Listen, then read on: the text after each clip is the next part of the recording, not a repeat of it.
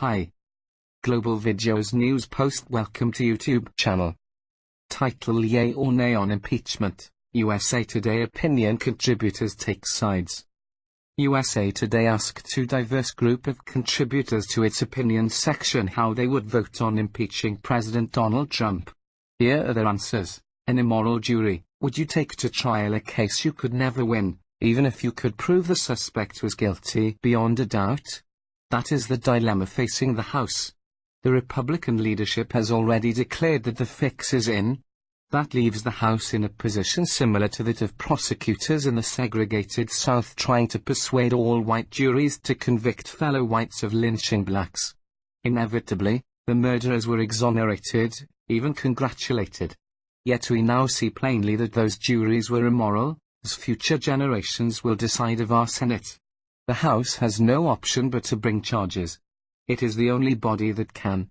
It is not simply seeking the judgment of an ethically compromised Senate but of history, which is to say, of generations to come, who will see through the current political fog to what must be America's truth, that no president is above the law.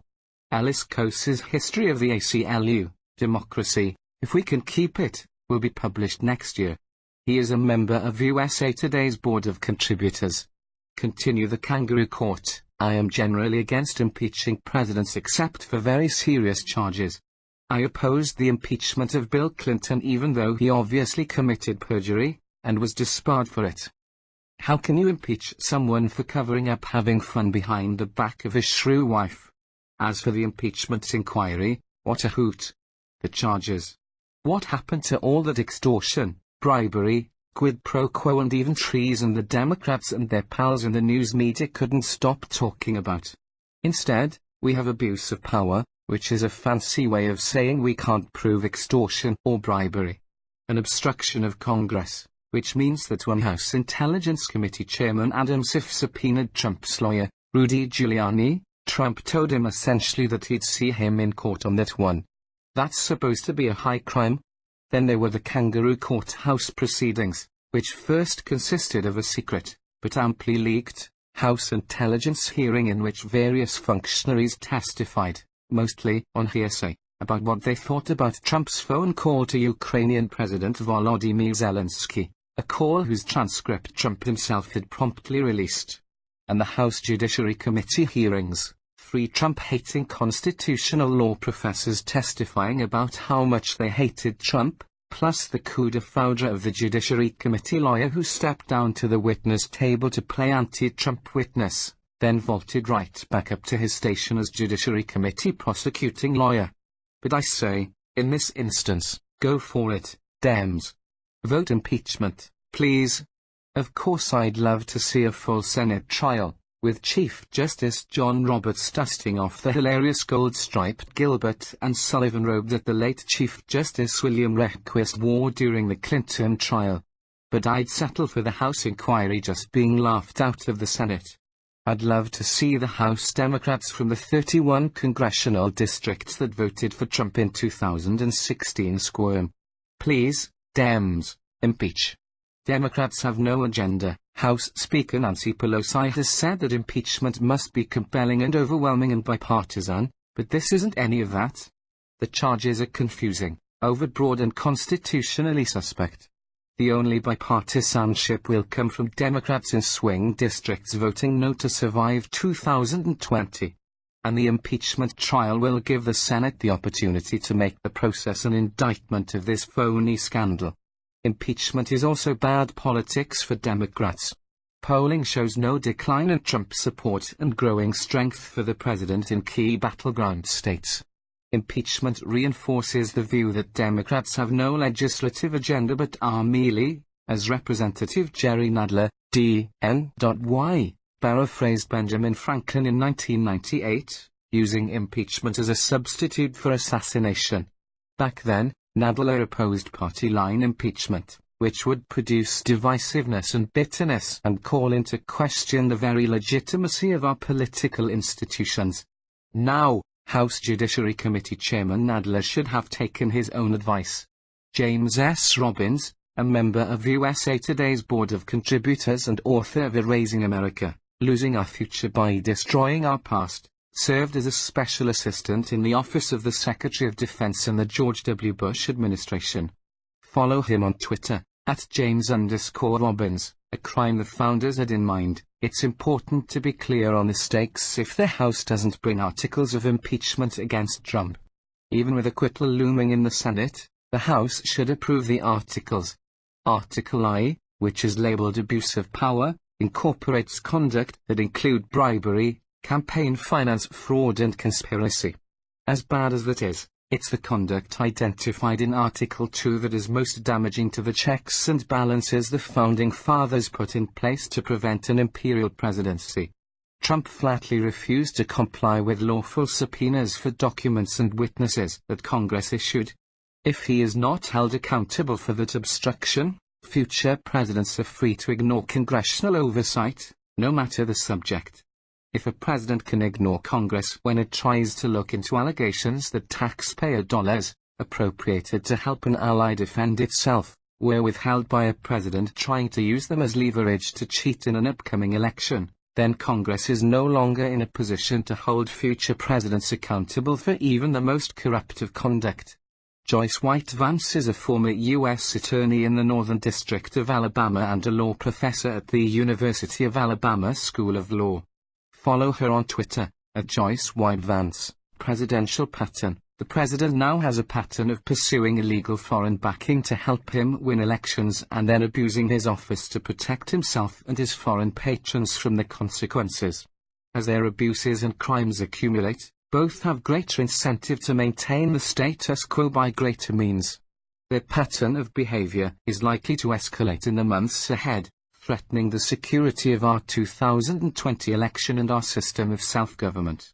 We, the American people, must act through our representatives in Congress to hold the president accountable now through impeaching and removing him from office. If members of Congress fail to honor their oaths by defending the Constitution, they will invite additional, dangerous abuses of power by the president as well as further foreign hacking and disinformation campaigns for which they, too, will be responsible. Split decision. The House Judiciary Committee approved, along strict party lines, 2 articles of impeachment. On the first article, which accuses Trump of abusing his power by pressuring Ukraine to investigate former Vice President Joe Biden, the gaffe machine that Democrats and their media lackeys generously call Trump's chief political rival, the House should vote no. There is reasonable doubt as to motive. Maybe Trump just wanted Biden, and his son Hunter, raked over the coals like his family has been. That's petty. Trump is petty. Still, it's neither high crime nor misdemeanor. On the second article, where Trump is accused of obstructing Congress, the House should vote yes. The White House didn't cooperate with the impeachment proceedings, which it called a hoax and a witch hunt. Trump must be held accountable for thumbing his nose at the process, and the American people. The decision ought to be split. Like the country. Not bipartisan enough. I have no doubt some support for impeachment is partisan and politically motivated, but some Democrats also feel they have an obligation to impeach. However, if politicians use a tool of such potency against a president, they're obligated to persuade voters and partisans not convinced before the process to side with them on this high-stakes journey. Democrats largely fail to do so for the important segment of voters skeptical of impeachment, as reflected in national and swing state polls. It's likely the anti-impeachment side of this argument will be the more bipartisan one. Even though many voters agree Trump's behavior was bad, there are valid reasons those voters remain unconvinced. Lack of a criminal act at the center of impeachment. Many would like the question hashed out at the ballot box. Different priorities. 60% say impeachment is more important to media, politicians than it is to them, and fatigue in the wake of years of investigations. Until those concerns are allayed, I'd be a no on impeachment. Disregard for national security. The members of the House of Representatives took an oath to defend the Constitution, not to defend the president. There is overwhelming evidence that Trump attempted to pressure Ukraine into interfere in the 2020 election, and that he used the withholding of foreign aid as a threat. Trump has also defied the impeachment process at every turn. So the House must approve the articles of impeachment for abuse of power and obstruction of Congress. Hispanics have a unique stake in this process. The president has harshly policed our communities, and foreign interference in the 2016 election included efforts to get Latinos to distrust the government. Like other Americans, Latinos now need to see that no one is above the law. Impeachment is not about politics, policies or partisanship. It is about the behavior of a president who has disregarded national security, dishonored his office and undermined our justice system. The House of Representatives must act, despite the vagaries of public opinion or the calendar. There is no right time for an impeachment, nor is there any wrong time to defend our democracy. Inferences and evidence. In the impeachment hearing, I challenged the legal basis for Democratic plans to use bribery, extortion, campaign finance violations and obstruction of justice as impeachment articles. I commend the committee in rejecting those articles. While I stated that the committee could legitimately proceed on abuse of power and obstruction of Congress, I warned that this record is woefully incomplete, and that the committee should take more time to support such claims. Instead, the committee is proceeding to the Senate with the thinnest record on the narrowest presidential impeachment in history. To fill the obvious gaps, members insist they can rely on inferences. This record only holds if you literally resolve every inference against President Trump. My mother used to sing, "If wishes were kisses, how happy I would be." The same is true if inference were evidence. It is not. This record is incomplete and contains glaring contradictions. House members should vote against this impeachment. Impeachment as he sees fit. Trump is going to be impeached, and he's guilty as hell. But what he's guilty of is simply not being Hillary Clinton. Before Trump was ever sworn in, Democrats were already talking impeachment, and it has been clear all along that the approach was impeach first, find a crime later. In the words of blogger Don Saber, impeachment is an elitist wet dream to turn the clock back to 2016. It's a long primal scream occasioned by the deplorables daring to elect a president. In this, it resembles the long primal scream across the Atlantic in response to Brexit. In both cases, the left-leaning professional, managerial class has shown itself entirely unable to accept defeat with good grace, though doing so is essential to a functioning democracy.